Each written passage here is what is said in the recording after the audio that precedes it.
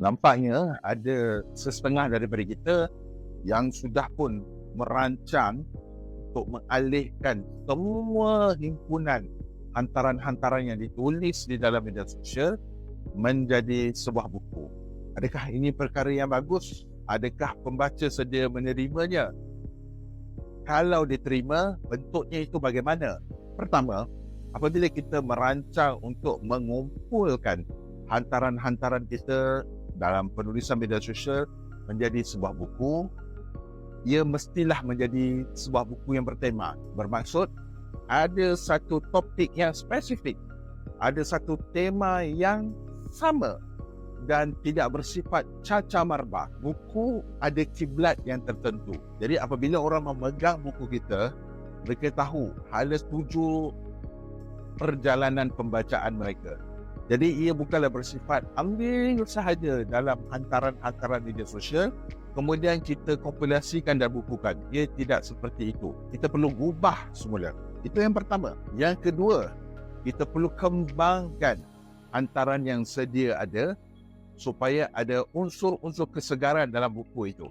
Jadi apa-apa yang kita tulis di dalam hantaran media sosial itu, kita kembangkan semula ataupun kita strukturkan semula supaya sifatnya baru dan ada pemberat nilai yang dapat dilihat oleh pembaca. Jadi mereka rasa mereka bukan sekadar membeli kompilasi, tetapi mereka membeli daya usaha kita untuk menjadikannya jauh lebih baik dalam versi buku.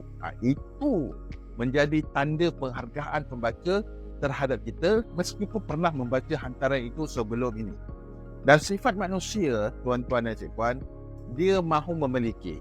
Dengan ada buku, dia merasakan membeli buku itu, dia memiliki penulis dan fikirannya. Kerana itu, buku yang kita hasilkan itu sama ada suatu terbit ataupun melalui rumah penerbit, hendaklah sesuatu yang menjadi buku yang berbaloi, dibayar, dimiliki, dibaca dan dikongsikan kepada orang. Yang ketiga, hantaran-hantaran media sosial yang kita kompilasikan sebagai sebuah buku itu adalah hantaran-hantaran yang mempunyai pemberat nilai yang mana ada perkara-perkara yang dia rasakan penting untuk dia simpan, untuk dirujuk pada masa akan datang. Dia bukan sekadar tulisan-tulisan kosong yang kita nak alihkan supaya ia berkumpul di satu tempat.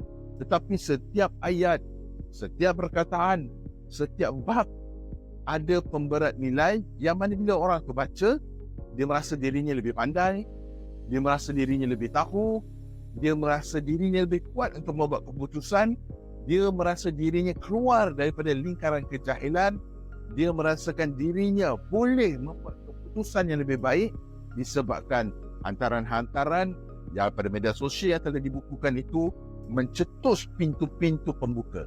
Ambil kira untuk kita curate, kita gubah semula supaya ia menjadi sesuatu yang nampak baru, nampak relevan, nampak mahal, nampak penting, nampak mesti dimiliki oleh pembaca kita.